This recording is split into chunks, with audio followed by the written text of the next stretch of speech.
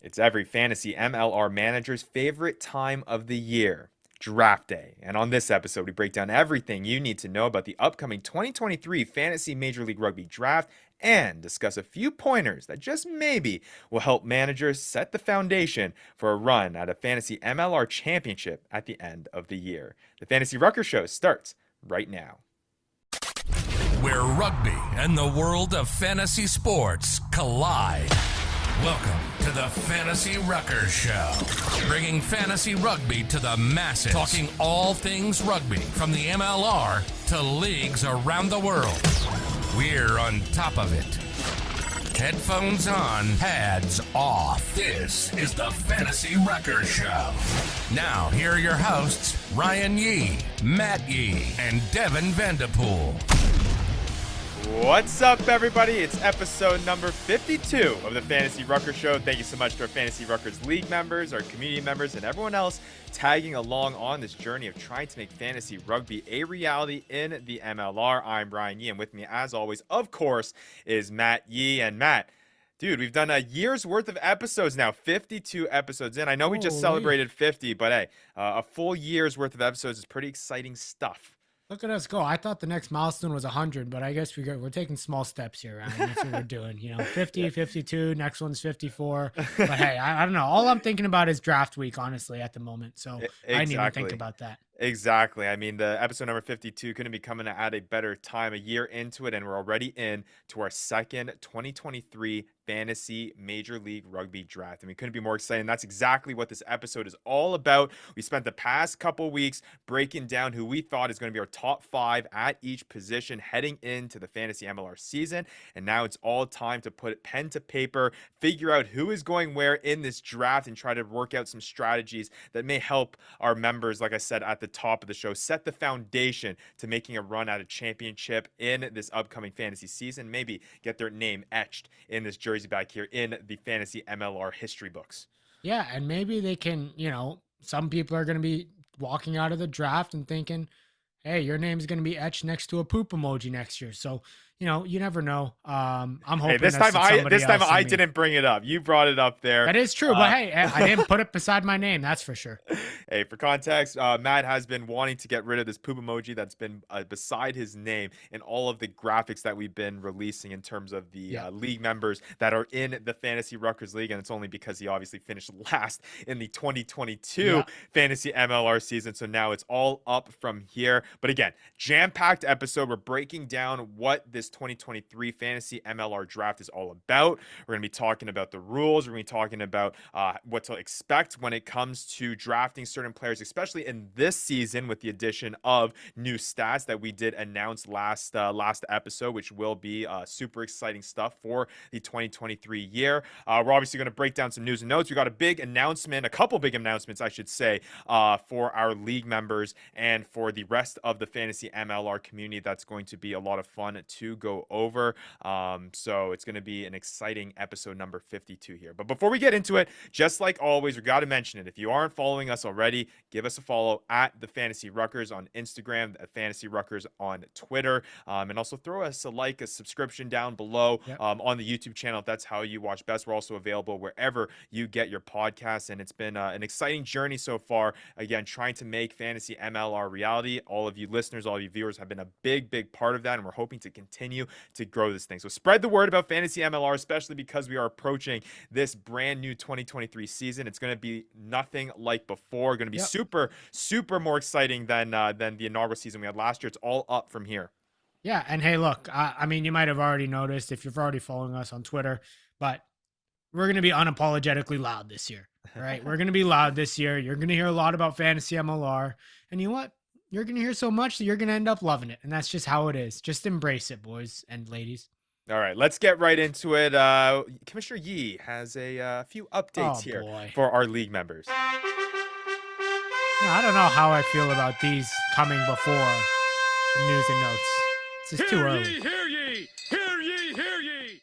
Hear ye, hear ye. Here is Commissioner Yee with a league announcement. A couple league announcements. Like I said, it's super exciting stuff. So we mentioned last episode when the draft is happening. A couple changes had to be made. Got to push a couple things around. So the draft is going to be live streamed on YouTube on Friday, February 10th at 8 p.m. Eastern time. That Okay. has been locked in. We got it going. We got it scheduled in. We're gonna send the Okay. links out. Make sure everyone has what they need in terms to participate in the draft for our league members, and of course, if you're following along, to also watch and stay tuned where certain players are going where. So we want to make that clear to all of our viewers, also, and all of our listeners, that Friday, February 10th, this upcoming Friday, is going to be where the draft takes place. Super exciting stuff. You get two episodes this week of dealing with Ryan Yemani, and hey, we might even have an appearance from the one and only Devin Vandy Vanderpool. Look, I can't wait to hear this guy's he's going to be thinking out loud on his draft picks. I'm going to steal as many picks as I can from him. But yeah, we'll see how it goes. I'm excited to have the guy back on the show. All right. Well, and another big announcement, because these announcements don't stop, is, you know how, Matt, I'll tell you this. You know how hand in hand fantasy sports goes with, being a little bit technologically savvy, maybe having a website that helps operate things. Okay. Well, let me tell you, the Fantasy Ruckers League officially has a website. We officially have something, and that's a massive announcement for our league members. I'm sure a massive announcement for our viewers and listeners and supporters as well. Last year, if you did not know, going through our inaugural fantasy MLR season, it was basically, what would you call it, Matt? It was basically prehistoric. We were basically doing everything through Google Sheets. We were doing everything by hand. I think we mentioned it multiple times on this show, the amount of time it took me manually wise, and the manual labor that went into, putting all these points together, tracking all the stats, doing all that kind of stuff to keep the inaugural fantasy season afloat. But now we got a little bit of help, and we had the one and only Alistair Kirschpool. You might have seen his name floating around along the MLR community. If you're in our Discord channel, he goes by the one and only Oddball Gentleman. He's also on Reddit under that username as well. And you might have seen he posts a whole bunch of articles. Does a lot of Old Glory DC stuff. Glorious Rugby also released a brand new podcast with our very own Rugby Mornings John Fitzpatrick as well to go along with it. So that's all there. And he's a little bit savvy when it comes to the coding and the web developing type thing. So he was kind enough to take the time to kind of put a little bit of his expertise into this and create a Fantasy Ruckers website that will be where we host our Fantasy Ruckers League. So not only will our league managers be able to navigate and make roster moves a little bit more automatically this season, instead of sending me direct messages through our Discord community. Again, you can join that Discord community down below. The link is down below. Fantastic community. So instead of sending me direct messages through there, they'll actually be able to control the team. And on a serious note, Matt, I think that's a big thing, a part of fantasy sports, is giving the power to the league manager, allowing the league manager to do as much as they can with their team and make it feel like their own team. And that's what this website is going to provide. Yeah. I mean, hey, look, you don't want to, we know some of the guys in our league, you don't want to give them too much power over there. Okay. But you're right.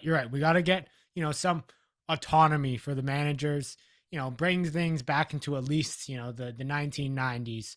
But we're coming to the 2020s. We'll get there. The Fantasy Ruckers, we're going to get there in due time, ladies and gentlemen. I was going to say, Ryan, I thought we had enough Old Glory DC fans with Fitzy, but I guess we'll let it slide with Alistair, because he obviously brought us onto the www map. So yeah, I don't know, GoDaddy.com or whatever like that. We're there. We made it. We made it to the interwebs, Ryan. We are now on the interwebs. So a video for all of our league members. A video will be coming out shortly in terms of how you guys will access that website, how you guys will navigate that website. It's really great stuff. I was with Alistair breaking it all down throughout this off season in terms of how we can optimize it to be the most user friendly, at least into our first season with this website. Obviously, it's going to be ever changing. We're going to continue to try to make improvements with it. A lot of that coming from Alistair and the time and effort he's putting into it. And again, we can't thank him and appreciate all the time he's putting into it over this off season. But it's going to help a lot, from roster moves to setting your lineups to even on the commissioner's end and tracking the stats and being able to convert that to points. It's going to make things a whole lot better. It couldn't come at a more perfect time with how fast it seems that fantasy MLR is growing in just one season and heading into the second season. So league members, make sure you look out for that. And a big thing too for our viewers and listeners, this is something that you'll be able to access as well. and be able to look and see, instead of just watching through our social media posts on Instagram, on Twitter at the Fantasy Ruckers. You'll be able to also log on or be able to access this website. Go to www.thefantasyruckers.com and be able to see how our league is operating and who is up at top, who's at the bottom, what players are doing well. It's going to be super exciting stuff, and just kind of help with the exposure of fantasy MLR as we continue to grow this thing. So super exciting stuff. I mean, it's really the next big step that we had to take from a fantasy MLR perspective, and we couldn't be more excited to be able to do that for this next season.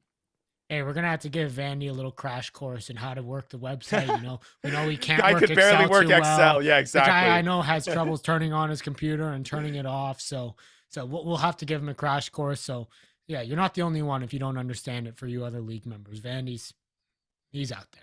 Absolutely. All right. And we're going to make sure that all of you league members are aware when that website is up and running. Again, a tutorial video will be released for you in terms of how to operate that when it is up. And of course, we'll make the announcement on our social media channels and our Discord community to all of our followers as well, so that they can have a sneak peek and a look at all the latest ongoings when it comes to the Fantasy Ruckers League. All right, that's 2 announcements out of the way. We still got a couple more, so we still got stuff to roll in. That's why we had this at the top of the show, how to get it out of the way. Whatever. Second thing here is that obviously with an upcoming draft, you need to have a draft order. And people always, I know in every single type of fantasy sports, really this is one of the biggest days in terms of figuring out, how you're going to make that push to winning a fantasy MLR championship. And of course, a big part of that is figuring out your strategy when you are slotted in a certain spot in the fantasy MLR draft. And that's exactly what we did earlier this week.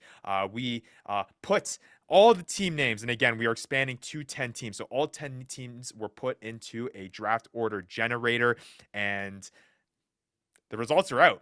The results are out, and we know what order the league members will be drafting in. So I'm going to throw a graphic on the screen. Here it is. This is your 2023 Fantasy MLR draft order for the upcoming season. We got Rugby Morning at the top, Eagles Overseas with the number 2 pick. Number 3, MLR All Access in their first season, getting that 3rd pick. Our former champion, JJ Lads on Tour, is getting the 4th pick. The 5th pick, Vandy, slotted in right in the middle there. Rugby Wrap Up getting the 6th pick. MLR Stats getting the 7th pick. Feral Hippies getting our own Stephen Lowen getting the 8th pick.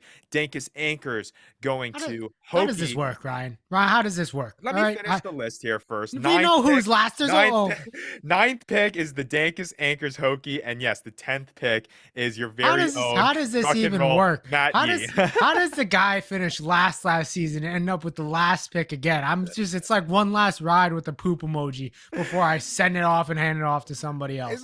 This is ridiculous. It couldn't be written any better. I mean, I think it's pretty fitting. You got to earn your way out of the bottom. So let's see what you can do. What league does that happen in, Ryan? No what kidding. League does somebody earn their way out the bottom by getting the last pick of the draft? Oh my goodness. Again, this was randomly generated on a draft order generator that we do use. And it is a snake. Yeah, it's called the rigging.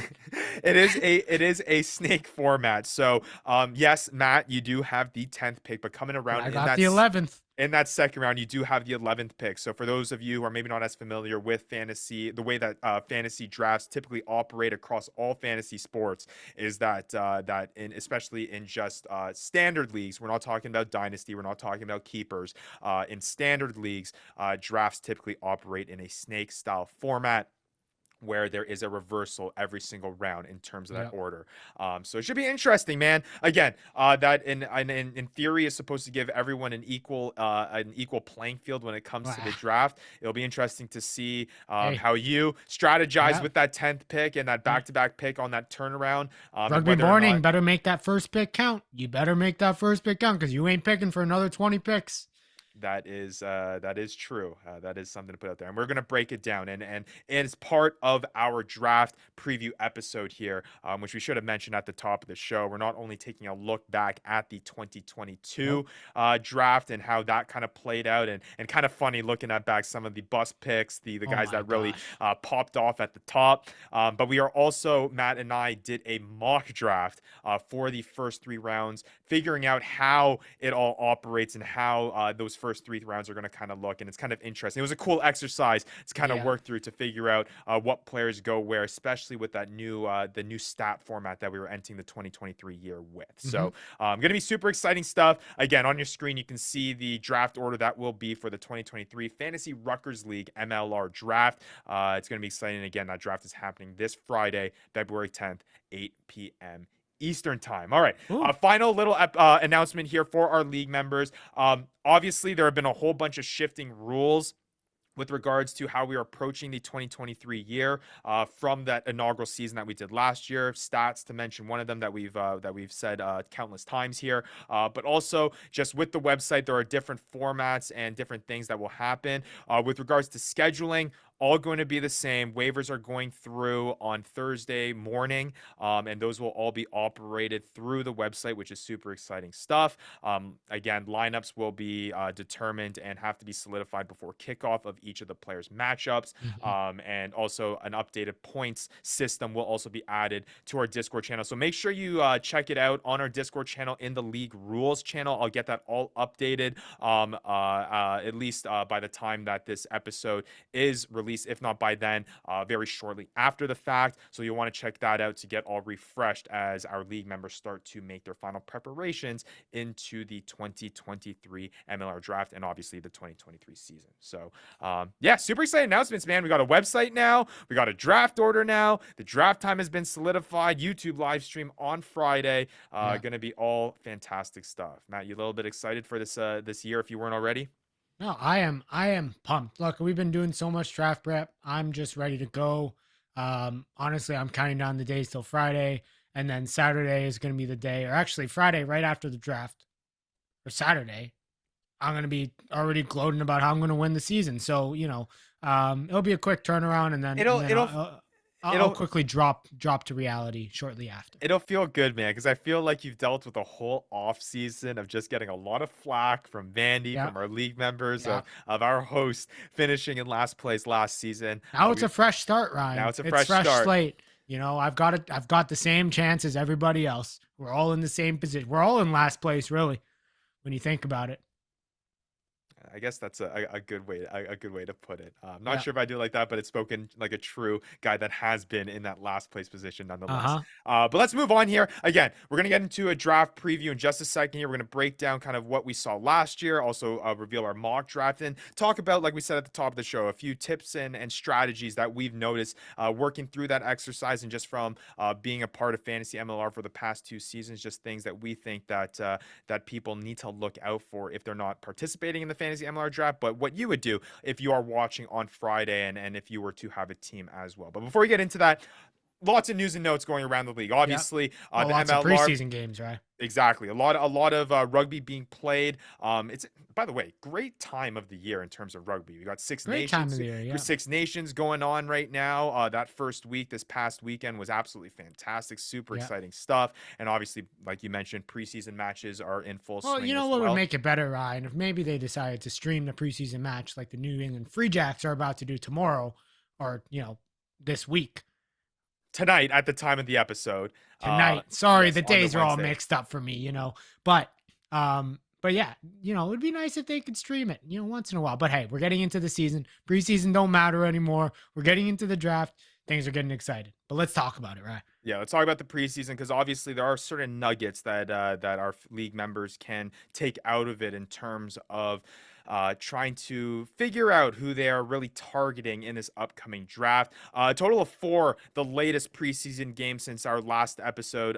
Again, on Friday, February 3rd, Old Glory DC taking on the New York Ironworkers. It was the New York Ironworkers that came out on top 33-28 in that matchup. I know that from people that I've heard that are involved with the Old Glory DC fan group, they really played a lot of their young guys at the start of the match.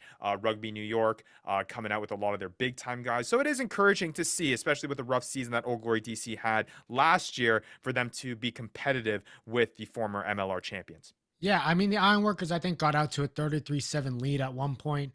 And it looks like Old Glory DC was able to kind of claw their way back into it. Couple things that I wanted to point out. By the way, Ryan, did you know Banana Schultz is the captain of that team after getting like 7 yellow cards last year? He is the captain of that team. That is true. A little bit of controversy last season, but hey, maybe that's what turns around. Leadership coming through. They're going to need him on the pitch, and maybe Yeah, that kind of that pushes him to kind of stay within those that's disciplinary true. lines. Or Nonetheless. Brian, we see the battle of the captains this year. Captain Canada, Lucas Rumble, right? The guy who he punched in the face last year versus Captain America, Banana Schultz. They're just gonna go at it, and we'll have another, another little Donnybrook over there, and they'll be punching each other in the face. Yeah. And we'll What? see. We'll see. Who We'll knows? see. Anyways, back to the game. Banana Schultz did score a try. That's why I brought that up. It also looks like Tito Diaz Bonilla is definitely going to be one of their a guy that they're going to trust off the boot, which is a great sign for you draft members. No data on New York tries, by the way. Ironworkers didn't tell us. I don't know who scored. Code didn't tell us. Nobody told us. So we're just sitting here in the dark. So I'm just gonna guess. Code scored 5, and then Cole also converted 4 of them. So that'll be good for his draft stock too. And we mentioned last season or last episode, I should say that yeah, like you mentioned, kicking is going to be a pretty big thing in terms of how to target that in this upcoming draft. Yeah, Tito Diaz Bonilla obviously slotted in 2 there, and then it's interesting to see Graydon Bowd as well, getting Yeah. getting the time there in that first Well, half. And yeah. I mean, you said Jamison, it. The young guys started, right? right. So And then Jamison Fernandez Schultz, like you mentioned, scoring that try too. Moving on to a couple Saturday games. Dallas Jackals taking on the NOLA Gold. Kind of an oof, expected result here. NOLA Gold taking it 45-19.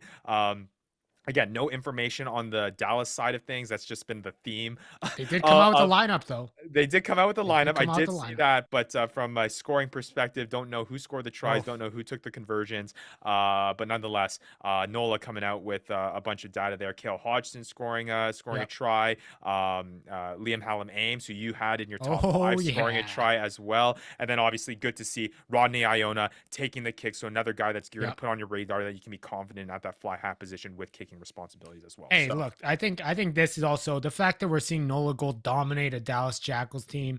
I think that's just pointing towards my prediction of Nola Gold, getting a chance at the Shield, maybe winning the Shield.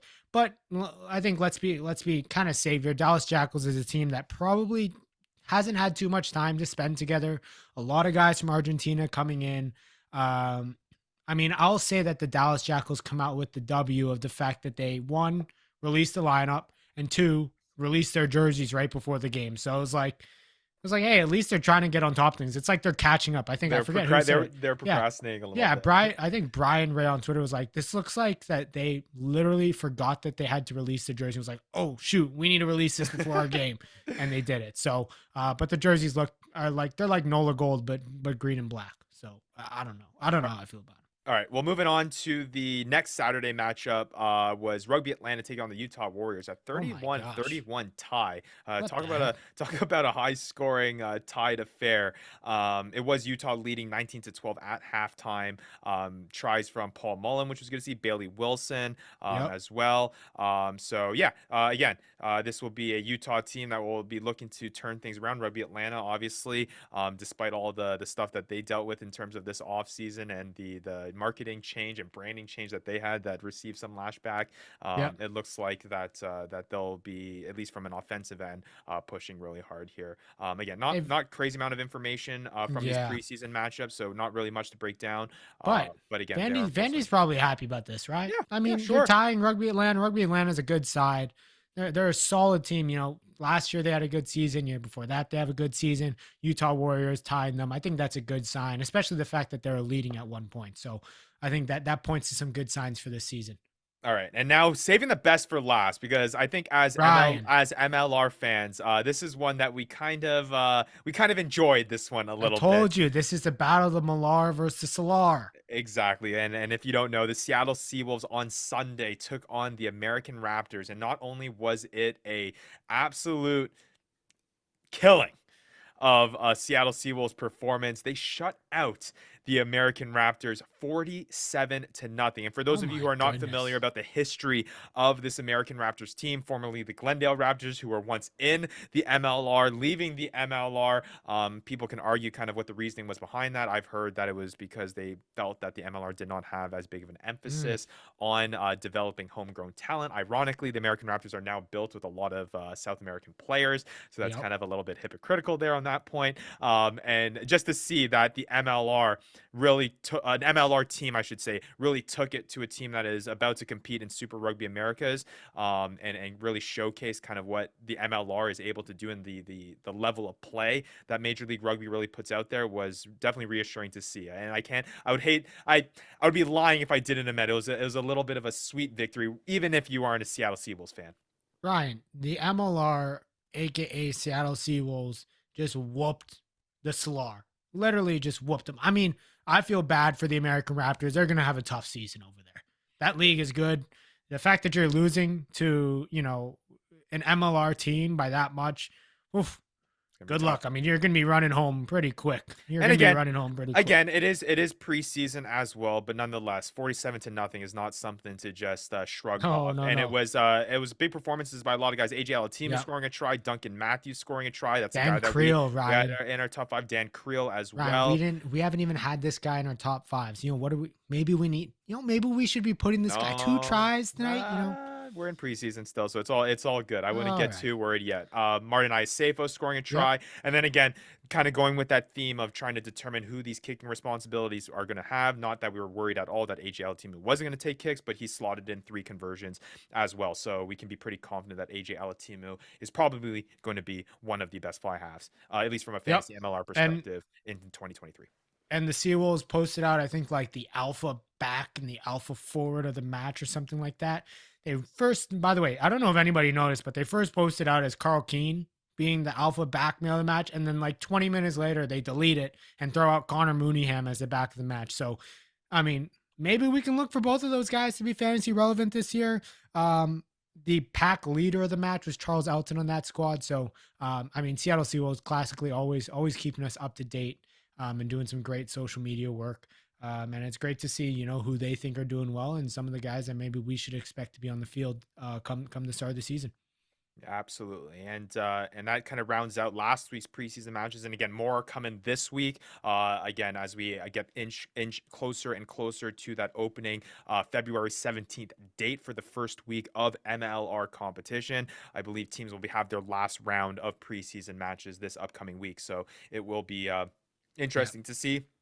Definitely a lot of information that comes out of that. Despite, if you can watch the games live, I know Stephen Lowen was in Michigan to watch the Rugby New York Arrows game. I know that Alistair and was out at the Old Glory game. I Mhm. know that John Fitzpatrick, Rugby Morning, he's going to try to make his way out to the game. And I know also that Rugby Wrap Up also, Matt McCarthy was out at the games as well, doing a little bit of reconnaissance out there scouting. So our league members, so the point being, our league members are doing the work, and they're not only just relying on trying to get video. If they can't get it, they're making the physical trip to get to these games, and that's going to prove to be, we'll see whether or not that is helpful We'll see. We'll see. in the long run. And yeah, stay tuned and keep an eye out for how these preseason matches play out, because it might not be everything with regards to how the fantasy MLR season is going to play out, but there's definitely going to be certain informational nuggets that you'll be able to take out of these preseason matches. All right, let's shift now on. Yeah, Right, before we head in, do you want to preview a little bit of the Free Jacks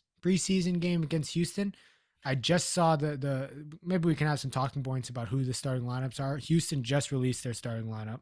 yeah, we can talk about that. I mean, again, I don't take too much into these starting lineups. I think the only thing, and this will tie into the roster moves that we'll get into right here. I think the biggest thing out of at least from the New England Free Jacks side of the roster moves, obviously one of the biggest storylines in this offseason and questions is who's going to replace Bodine Waka, right? He was the best MLR player last season.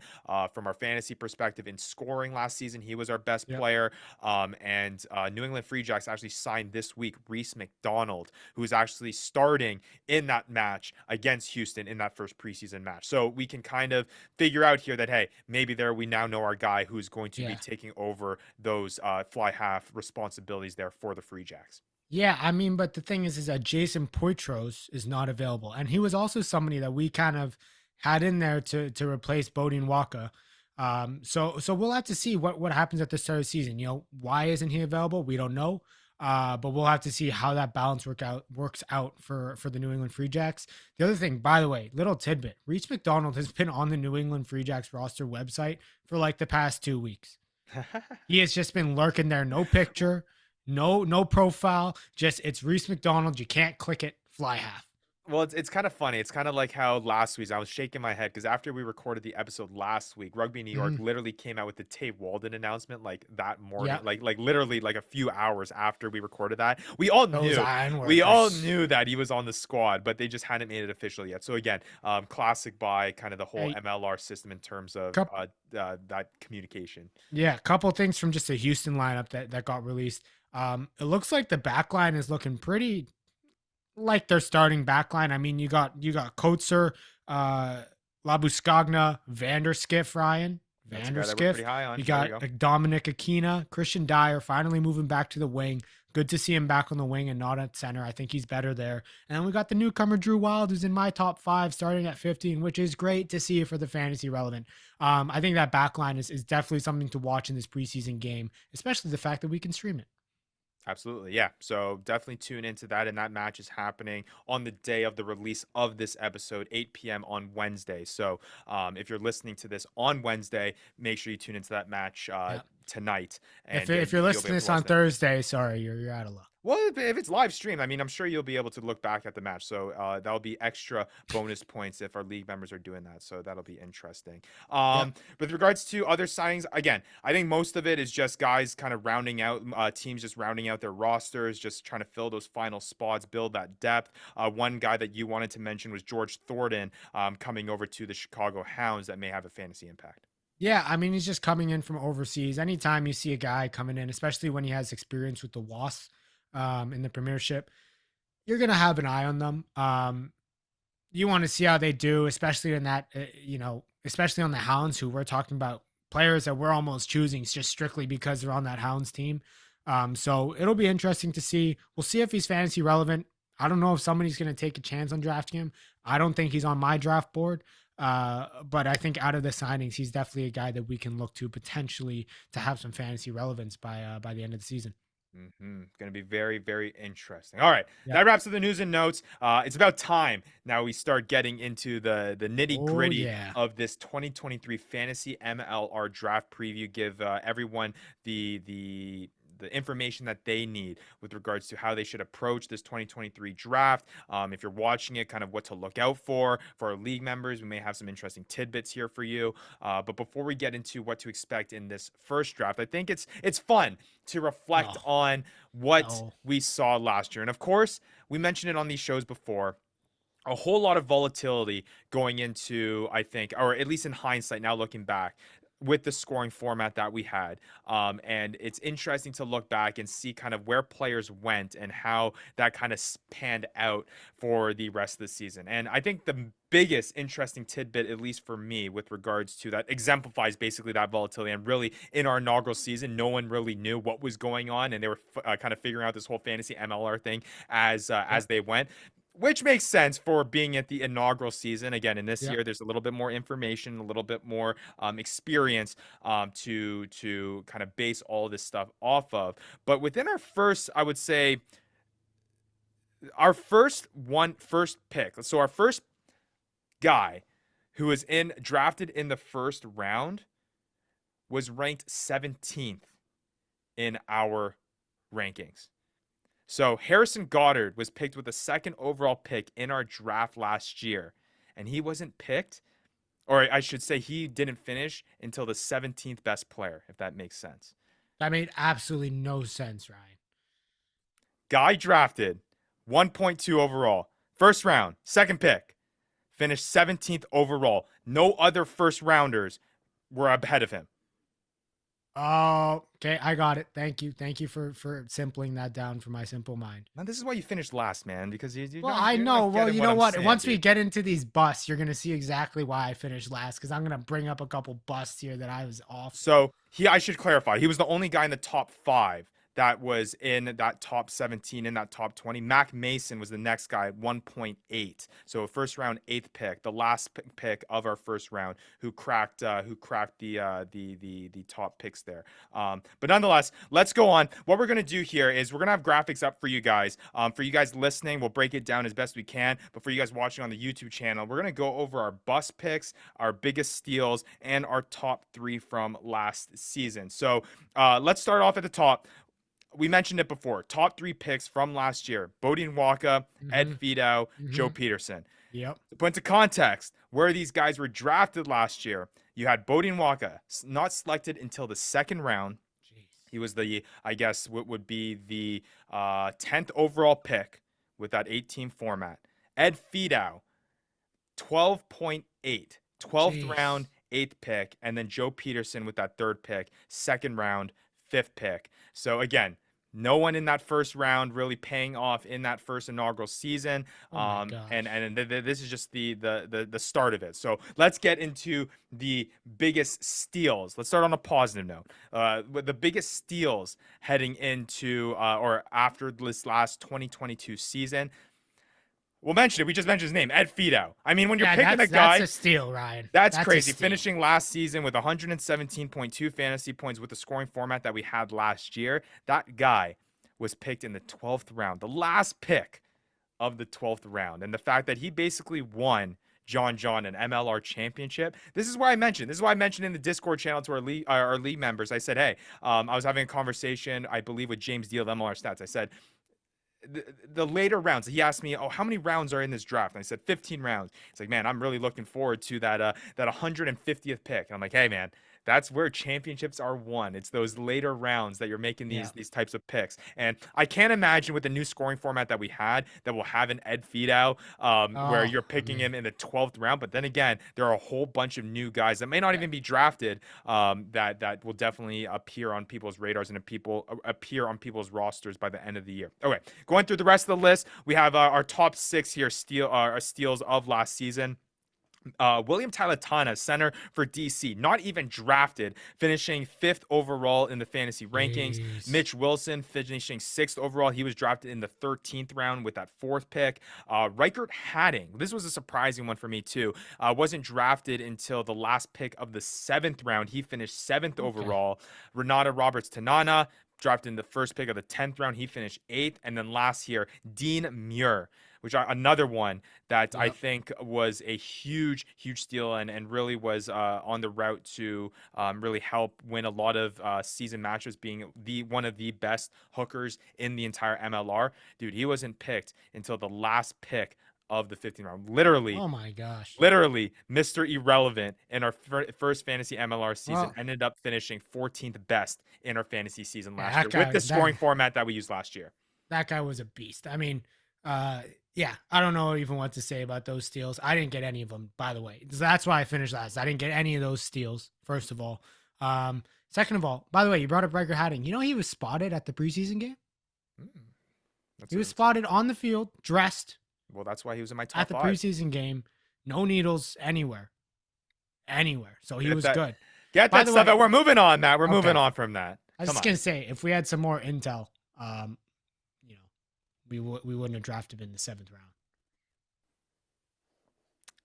Fair enough. Moving on. Fair enough. All right. And then just to go over some of the busts now last season, this will be an interesting one. So some of these names that are now appearing on your screen may look a little bit familiar. Angus Cottrell, drafted 3rd overall, finished 225th. Dougie Fife, picked with the 6th pick, finished 140th overall. DTH Vandermeer didn't even appear. He might be the bust of the season. Didn't even appear in a league match last season. Drafted with the 7th overall pick in that first round. And then the quadriceps with eyeballs, John Ryberg, drafted in the middle of the 2nd round. Not a terrible. There are other ones that are a little bit peculiar, but he was drafted in the 2nd round in the middle there, and he did not finish in the top 100, which is pretty interesting to see. That was awful. You just brought back so many bad memories, Ryan. You know, Hey, there I went through in my head. I just went through picking him, stealing him from Vandy, feeling so good that I got this guy that is just an absolute cannon. And then we get into the season, stinks, stinks, stinks. And then I have to go through my head figuring out whether I'm going to drop this guy. And it took me 8 weeks to figure out that, okay, I actually do have to drop this guy. This guy's lost. So thanks, Ryan. That was just PTSD you brought back for me there. and some other notable busts. Nick Boyer, who was expected to be the scrum half for the Houston SaberCats last season, ended up pivoting to kind of this like hybrid, like scrum half back three role. He was drafted in the middle of the 4th round. He finished 130th overall. Jeez. And then a big one too is Sean McNulty. So much promise to be the hooker of the LA Giltinis, doing so much for the Giltinis in their championship season the year prior. He was drafted in the 5th round, the first pick of the 5th round. He didn't finish in the top 300. He finished 347th overall. So again, I think this just emphasizes the volatility of what we were dealing with last season. I don't think, and this is a big thing that we need to emphasize to our league members and the people who are just tuning into this next season. I do not think this is a reflection of what we're going to see in 2023. I don't think we're going to see as many busts as this, at least not as drastically, because of the scoring format that we are now using with the additional stats that we have been able to add to our scoring. I don't think we're going to see guys. We might have a couple, but I don't think we're going to see as many first round picks not appearing in really impactful fantasy rankings at the end of the year. To put things into perspective, our top 5 picks of last season: Mike Teo, Harrison Goddard, Angus Cottrell, Bjorn Basson, Sam Windsor. And again, the only two that finished in the top 35 were Harrison Goddard and Mike Teo. So, oh my gosh, Sam Windsor, that was me. Yeah. Jeez. Yeah. That guy played like started half the season. Rough season. Jeez. Can I just bring up a couple other busts to join in on the pity party? Sure. All right. Threaten Palomalo. I think I drafted this guy in like the 5th round. All right. This guy doesn't play until the last 3 games of the season. You're just gonna start naming the guys on your roster so that you can get the vendetta out. and then these are the ones that come to mind. All right. There could be more. DeMonte Noble. I think I drafted this guy in like the 6th round. The guy played 1 game and left to go play sevens for the US. I mean, so, like, I wouldn't really throw wild. that. I wouldn't really throw that in the thing. And again, you weren't spending high draft capital on Threaten Palamo. He drafted him in the 8th round, not on the near level of you drafting Sam Windsor at the top. That's true. You didn't even put it on your list, but you had to bring it up there. That's okay. There you go. All right. So that was 2022. Again, I think this just sets the landscape and what league managers were dealing with last season. I think the landscape completely changes heading into this 2023 year now that we are adding tackles, now that we're adding total meters gained, turnovers, breakdown steals. That absolutely changes the MLR fantasy strategy heading into this draft. Again, I think it eliminates a lot of the volatility. It eliminates a lot of the uncertainty that players or league managers had with picking and choosing certain guys. I think people are going to be a lot more confident with those picks, not only because it's our 2nd season going into it, but there's just a whole lot more information out there to go off of, especially with the rankings that we've been sharing throughout the offseason and also the draft prep that we've been releasing to our roster Discord releases. channel. Exactly. Stuff like that.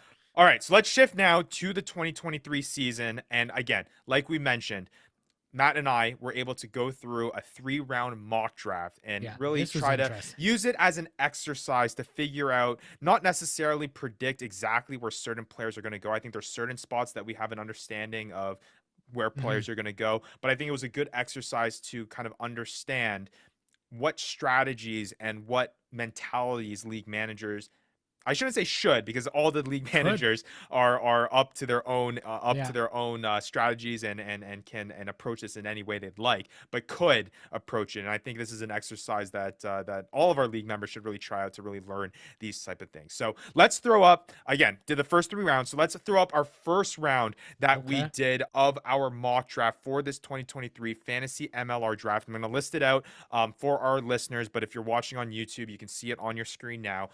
So the first overall pick, and I think this is one of those ones that we know Rugby Morning is probably 95% going to go with this. This is a guy that was the 2022 back of the year, 2022 back of the year in the MLR season.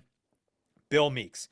Now with the Chicago Hounds moving from the LA Guiltinis, we mentioned in our show last week when we did our back rankings how explosive this guy is. Should be good stuff.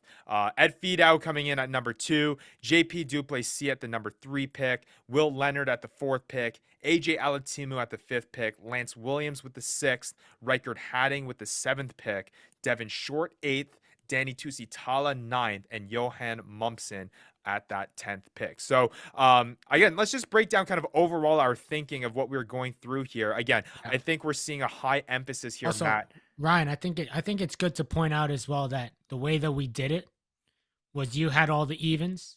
I mean odds. I had all the even picks, just so that they know that we're going back and forth.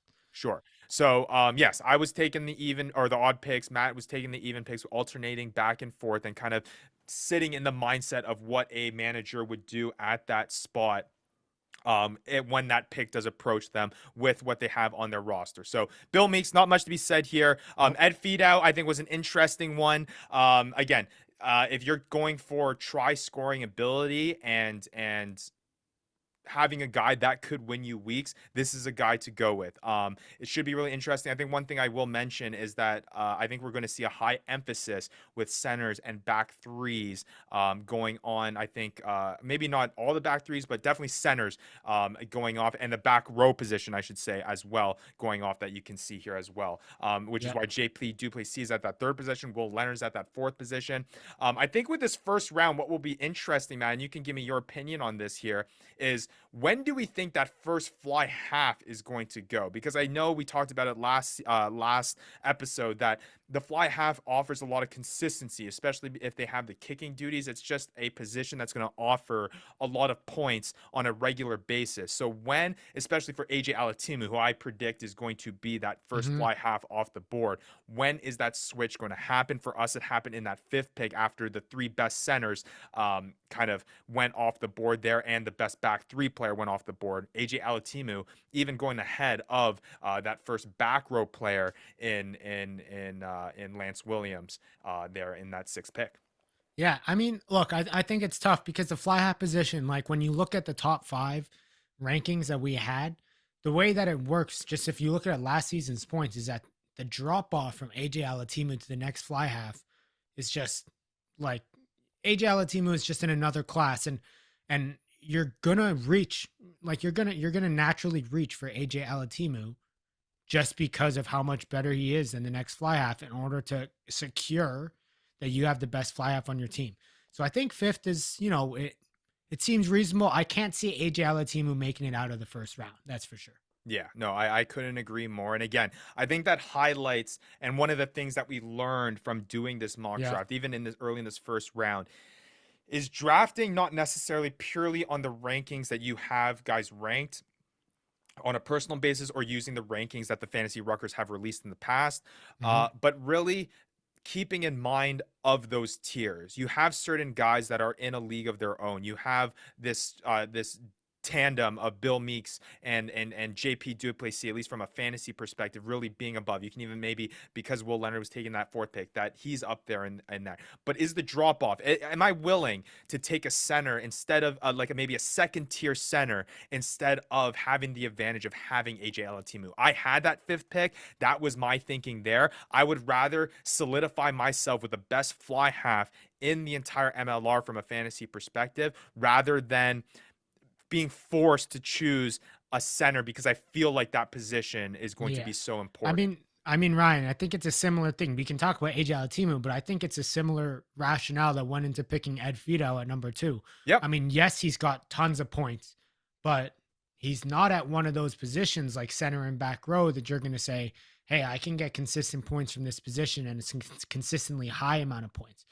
It's strictly the fact that Ed Fidow, compared to the next back 3, Duncan Matthews, there's like a 40-point differential. It's just a head above the rest. So, you want to take a chance to have the best back 3 in the league and have a shot at that. So I think the same rationale goes there. And then I think we'll point out, Ryan, later on in the draft, of some positions where where we tended to reach for some of these positions strictly due to that rationale. Yeah, absolutely. And then again, back row position, Lance Williams, Reichard Hadding, Yeah. Devin Short.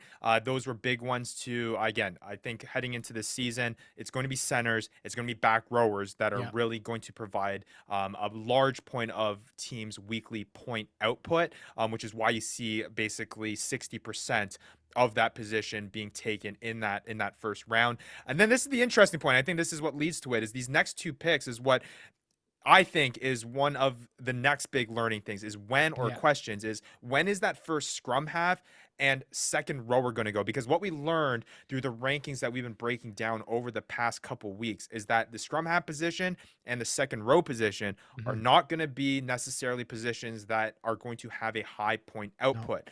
But the advantage that you may have by having a second rower like Johan Mumsen or having a scrum half like Danny Tusitala, who is such a higher tier base in terms of fantasy output than a lot of the other guys, the advantage that you may have over your opponent on a weekly basis may be worth taking him ahead of, let's say, your first center or your first back rower, especially keeping in mind towards the tail end of this first round where you're not seeing as many of those top level tier guys at those center and back three positions or back row positions because they're already gone.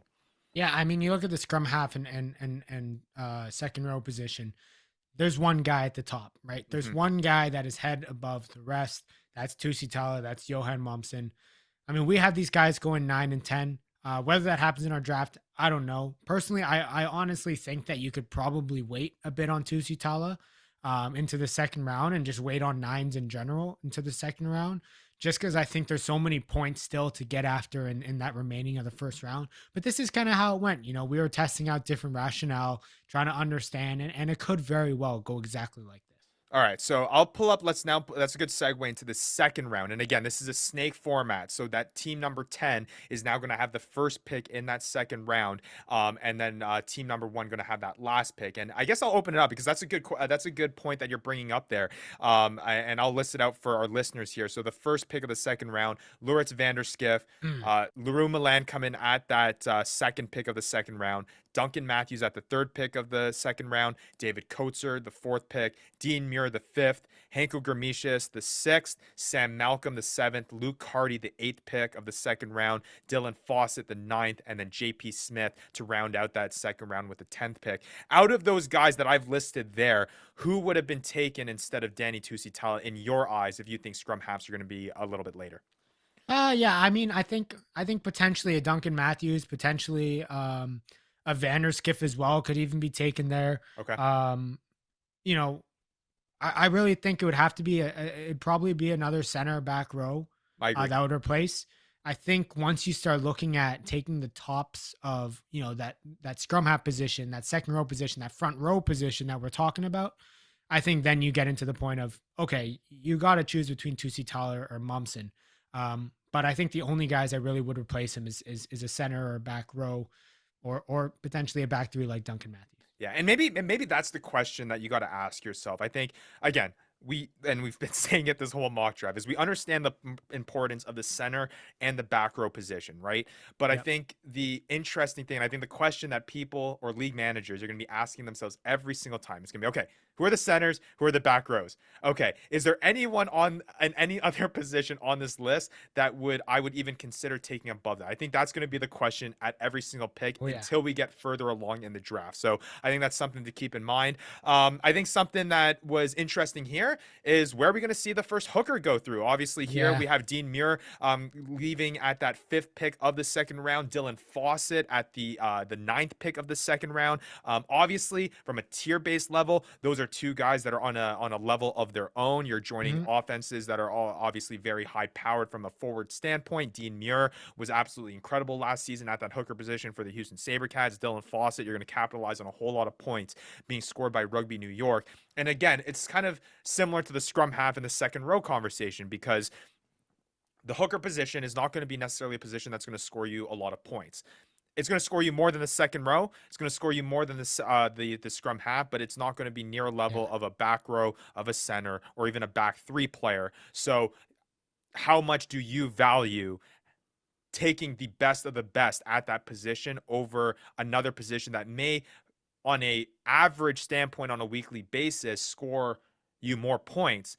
But again, we're talking about that advantage, right? You have to think of it as a league manager. You're not necessarily just you are trying to get the total fantasy output. But again, you got to put out the starting position lineups. If your hooker is consistently scoring more points than the fantasy team that you're facing, their hooker, you're going to have an advantage every single week. You're going to have a massive advantage having Dean Muir. You're going to have a massive advantage having Dylan Foss. And that just gives you that points gap on a weekly basis that you're going to enjoy, I'm sure. Yeah. It's like, to put it into a fantasy football context, it's like you having one of the top tight ends when there aren't many good tight ends in the entire league. So it's a tough life when you don't have it. It's all relative in terms of a positional base, because everyone's got to put out that same starting lineup. And if you have an advantage at certain key positions, you're not going to win entire weeks like that, but you're at least going to go into that matchup with that kind of leg up in that certain category. And I mean, you bring up a good point. You want to win at as many positions. You essentially want to score more points in as many positions as you possibly can. And if you can lock down and solidify one position, like you said, you're feeling pretty good. I was gonna say about this position, Rye, is that this is one of the front row positions that is like, there's not just one guy at the top. Now we're looking at like a top three. We're looking at Dean Muir, Dylan Fawcett, James Malcolm, who we get to in the third round.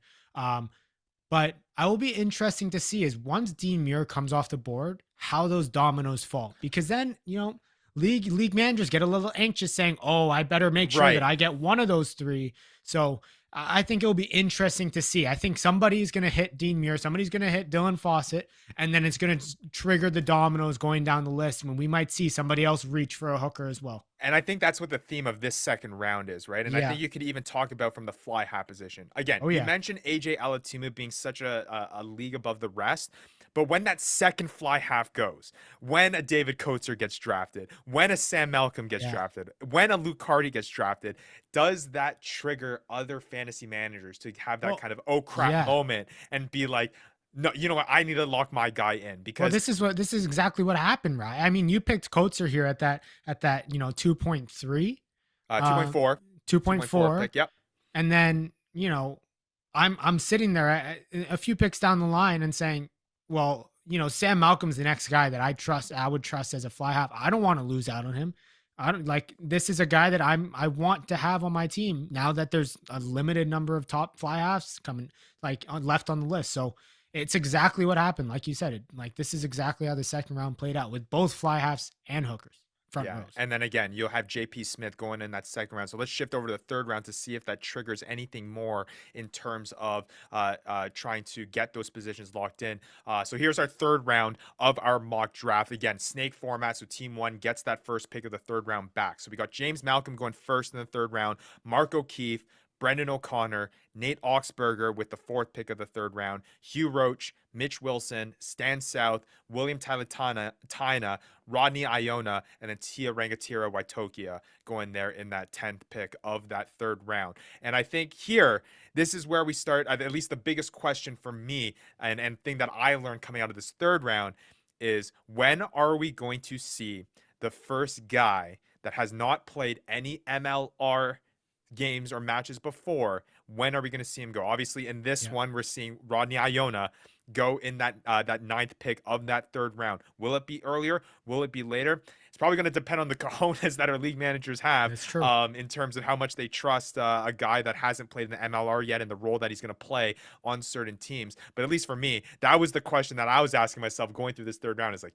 do I pick him yet? Do I pick him yet? Do I pick him yet? And I think that's something that's going to be brought up by league managers that throughout the entirety of the first few rounds, on whether or not it's time to pick any of these new faces of the MLR. Yeah, I mean, the interesting thing with these is that nobody has visibility into it. It's going to be all based on, what do you think this guy is valued? What do you subjectively think that this guy is going to? Do you think he's going to be a Sam Malcolm? Do you think he's going to be the next AJ Alatimu?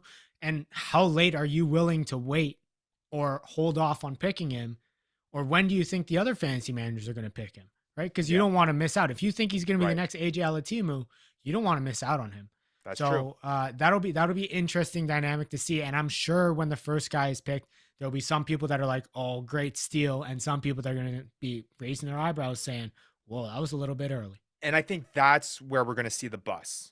or Yeah. the steals, right? I know we Or the mentioned, steals. Yeah. and just before that, like we had a lot of those in the 2022 MLR draft, but I think it's going to be a lot of guys who are new to the MLR, who again, like you mentioned, Matt, making subjective judgments over these guys, Mhm. trying to see what they did in the leagues that they played prior with their experience, and then shifting that over to the MLR, and really hedging your bet that Yeah. this guy is going to make an impact, and it could backfire, but then again, at the same time, it could really pay dividends, because a guy like Rodney Iona, man, who we have at that ninth pick of the third round, he could easily be a guy that's right among David Coates or Sam Malcolm and Luke Carty, and you're getting him a round later after picking maybe probably a center or back three player in addition to that.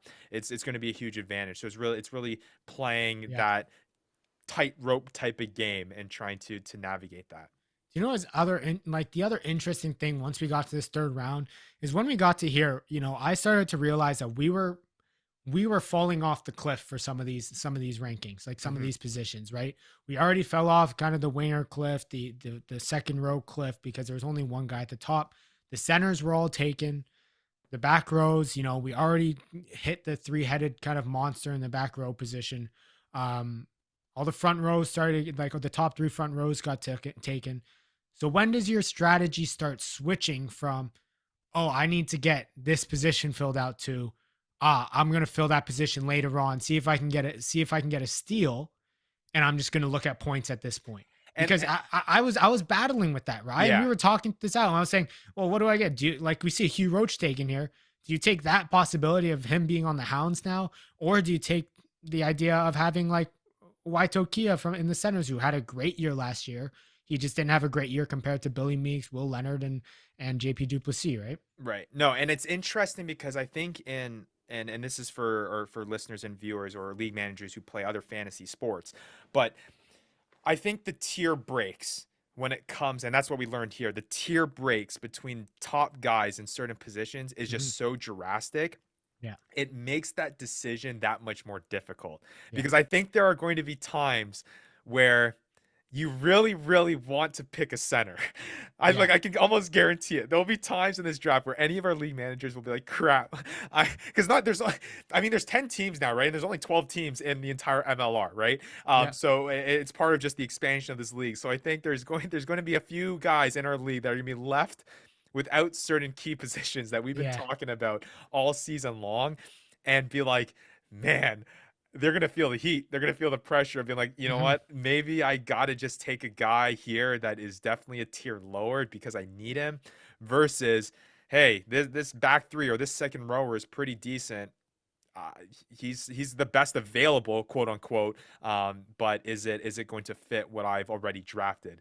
It's going to be an interesting conversation. But yeah, Yeah, that's something I did want to bring up, is that it's that game of best available, need, and then kind of formulating the tiers within that, because it's so, yeah. there's such a big drop off among And them. It's gonna be interesting. And even when you get to the third round, Rye, I was already having to think about, okay, who do I already have? How does that play with my lineup balance? And if I drafted, Billy Meeks first overall, what does that mean for the rest of my picks? Can I be a little bit more adventurous? Right. Can I be? I'm Exactly. obviously not looking for a huge center drop, right? But can I be a little bit more adventurous in another position? And maybe, now that I have Billy Meeks, I can afford to miss out on some of those hookers, those top three hookers, and put a flyer on a hooker, put a flyer on a scrum half.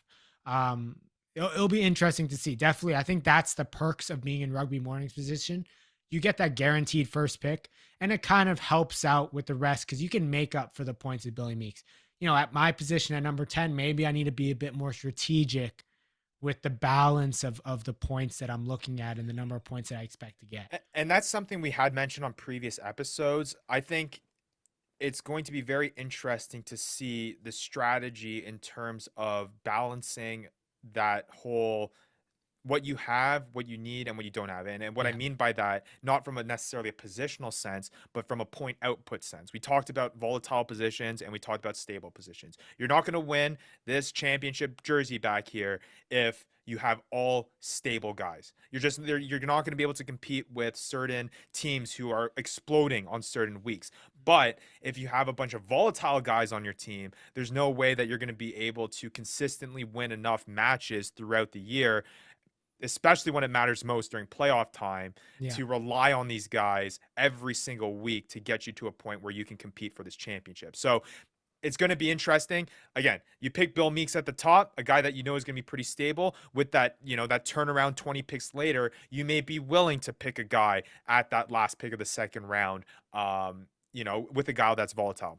With that team number 2, who picked Ed Fidow, your next pick coming around, you may have to look for a guy that's a little bit more consistent, or eventually look for a guy that's more consistent. I think that's going to be something that you also have to bake in. It feels like there's so many moving parts here. It's like almost like it's that whole beautiful minds like meme where there's just all the mathematical equations going on. But it's not only positional need, it's not only this tier based stuff, but it's also considering the volatile positions, the non-volatile positions, the volatile players you have, the stable ones that you have.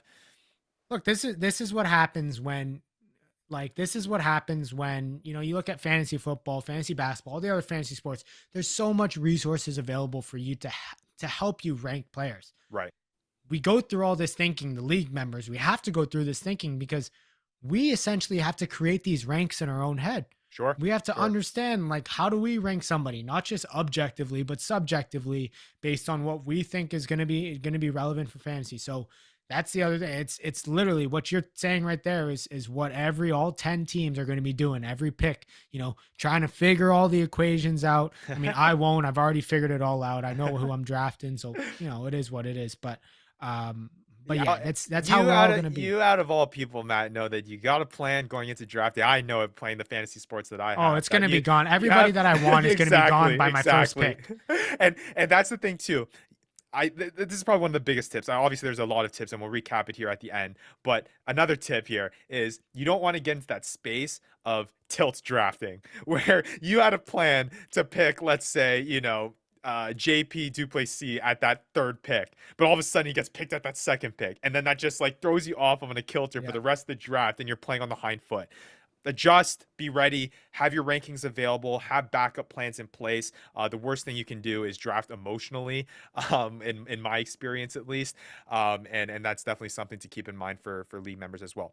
Do you want some predictions from me, Matt? I think as the commissioner who's running this whole thing, after going through this exercise, I have a couple predictions that I think is going to happen with this 2023 draft. I think it's going to be at the start, drafting the best available. Okay, I think a lot of guys will look to pick the best guy that is there across all positions. What kind of predictions that? Okay. Obviously, that's going to happen, but I think there's going to be a quick. Was that of a prediction? You came out here thinking that I was going to make you a crazy position. This guy's going to get picked in this pick, and then you came out saying everybody's going to draft the best available player. No, but what I'm saying, it's a continued prediction. I think we're going to quickly see a drop off where there's then going to be this need based, even as early as the second and third round, which you don't often see in other fantasy sports. I think once you have established who you have as your star studded guy in your first round, it provides you some clarity on the direction that you need to go in those middle rounds. So I would not be surprised. It makes a little more sense now. I get it now. I wouldn't be surprised based on that first pick that you make on where you need to go with your second pick, third pick, fourth pick, fifth pick, because I think there may be guys that are better there, but you don't, again, to the whole point, you don't want two volatile guys, right? If I have a guy that, I pick a second row in that first round, but he's pretty volatile, you may want to bank on picking a guy like a back rower in that second round. So I think that's going to dictate it. And then I think as we get into the later rounds, it's going to be people obviously taking flyers on certain guys, but I think it's also going to be, just picking the guys who you think are the best there as you fill out the depth of your roster. Once you fill out those positions, that'll be that. So that's my pick. Let me ask for a real prediction, Ryan. When's the first new MLR guy getting taken? What round? I honestly think third round, I think 100%.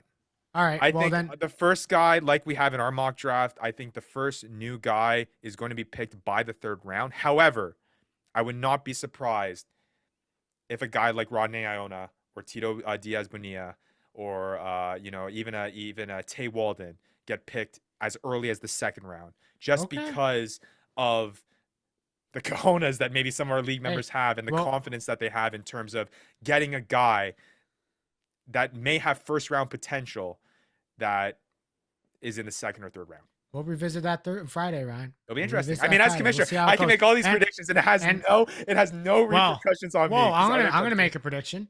Okay, let's see your I'll make a prediction. prediction. At my pick at number 10, I am almost definitely not picking. I'm predicting I'm not going to be able to pick Billy Meeks. That's it's probably true. That's a hot one. It's probably as good as my best available in the first round. Yeah. That prediction.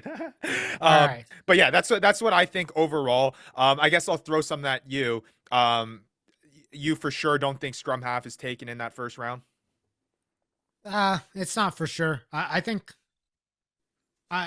for me, I'm gonna throw out, this, you can have insight into my mind, Well, but see, And people have look, but I'm gonna say for me, scrum half doesn't get taken in the first round. If I was at the number 10 spot, which I am, I wouldn't take a scrum. The advantage for you though of you being at that 10th spot is that gives I gotta watch. that gives nothing away, because you could Yeah. easily want to pick a scrum half and you still pick him in the second round and your That's true. prediction holds true. That's true. The only reason why I ask is because I think there's this feeling, especially after last season, and this will be one of the last notes that we make before we wrap up the show here, is that I think there is a worry of missing out. I think especially on the fly half position, missing out on guys that handle the ball a lot. Yeah. And that includes the scrum half, that includes the fly half. I think more so from the fly half position, with the whole kicker aspect of it. I think guys felt like they really missed out. I know Vandy was talking about that when he didn't have a solid kicker on his squad. He really felt that. So I can That guy imagine needed he'd a be one of the 9. guys. Yeah, no, well, see, to my point being, man, they'll just be that kind of that bias from last season that you don't want to go through that again. He doesn't want to be on the Holden Younger train, the side chop train anymore. So that might kind of dictate and deter people heading into this draft. But again, I think what this conversation has had is just, it's going to be super fun, man. We don't know anything how it's going to fall out. You could do anything and everything. And we could expect anything from everybody. From me, you can expect me not to take Billy Meeks at 10 and probably not to take a 9 at 10 either. Yeah, so it's going to be super, super interesting stuff. Again, I think to just recap quickly about what we learned from this quick 3-round mock draft, and it's something that even if you're doing on your own for our league members, like I would highly suggest you just playing through. I know you guys know where you're picking now, but just playing through kind of that using our rankings and playing through those picks and saying, oh, like, the strategy and understanding the concept and the thinking, because you all will be on the clock on Friday evening. And I don't think I mentioned this, but it'll be mentioned in the Discord channel. We're going to give you guys tops, like 3 minutes to be making your picks. And obviously there's going to be a little bit of lenience here because things aren't necessarily automated from a draft standpoint.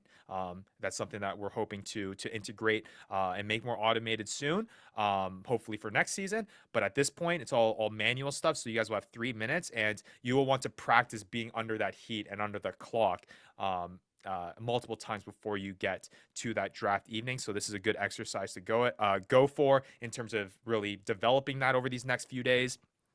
What I'll finish off with, and Matt, you could probably agree with me, big things, tier-based drafting, big one to keep in mind. The volatility and stability of certain positions and how that fits into your team identity and your team roster, and then really looking and comparing at guys and the importance of certain positions in terms of the points that that they're going to produce in terms of center position, back row position, as opposed to, let's say, a second row position or a scrum half position. I think that those are some good takeaways to take from this exercise that we did here. Yeah, I think so too. I think you nailed it on the head. I gave out all I could give out to the people. Yeah, now it's I plead the fifth for the rest of the time until now there's Friday. only one way to find out who's really being taken at that 10th spot. Exactly. I mean, Tune in Friday. It actually worked out, man. That you really, You being at the 10th spot really allowed Whatever. you to not give Ryan, anything away for this upcoming whatever. draft through this exercise. But all right. Yeah, no, super exciting stuff. Again, that draft is happening this Friday, February 10th, 8 p.m. Eastern time, live on YouTube. Make sure you look out on our social media channels and the Discord community for that link to tune in. Even if you're not a league manager and you want to tune in, we highly encourage it. Yeah. Super fun stuff. Matt will be there, myself will be there, and Vandy will also be there. And you'll get to see the man, the myth, the legend react live for every pick that Matt steals steal from all him. his picks, Yeah, exactly. Of his picks. I was just gonna say. I mean, you did that last year, or he did that to you, or you did that last year, and that didn't work quite out well for you. I So sneak into we'll see. his Excel sheet.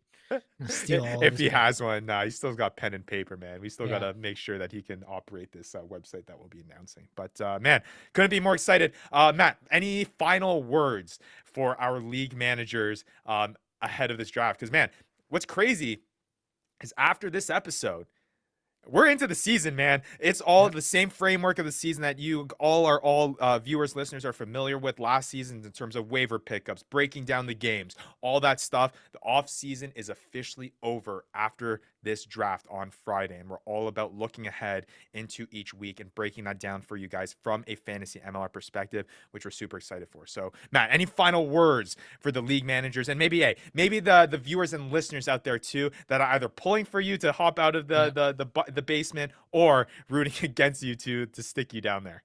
Look, rock and roll. You know, we started from the bottom. We ended the last season at the bottom. All right. We're starting the draft at the bottom. If you want to come along for the ride and the rise of rock and roll straight to the 8th or 9th or maybe 7th position, come on in. Tune in Friday. Tune in all season. You'll see the rise of that 1%. We're getting there. 7th this season, 5th next season, 3rd the season after that, 1st in the 5th season after that. Oh, we're coming, and you want to be along to see all of it. So good luck to the rest of the league members because you're in for a wild one. I don't think there's any better way to finish it off like that, man. And I'll just say it'll be really cool if we can see a comeback story at the end of this year and see you go from not even make a two position jump. Let's get you from last to first. I think that'd be a cool Cinderella story. Last to first to the toilet bowl.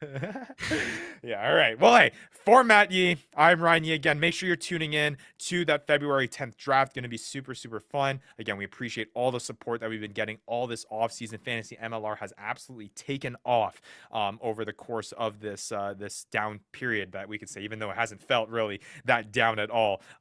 It's 2023 season time. It's finally here. Until then, we'll see you guys on Friday. Draft week. You've been listening to the Fantasy Ruckers Show, bringing fantasy rugby to the masses, covering everything rugby from the MLR and beyond. We hope you enjoyed the show. Make sure to like, rate, and review, and be sure to tell all your friends. We'll be back soon, but in the meantime, connect with us on social media at the Fantasy Ruckers. Till next time, this is the Fantasy Ruckers Show, signing off.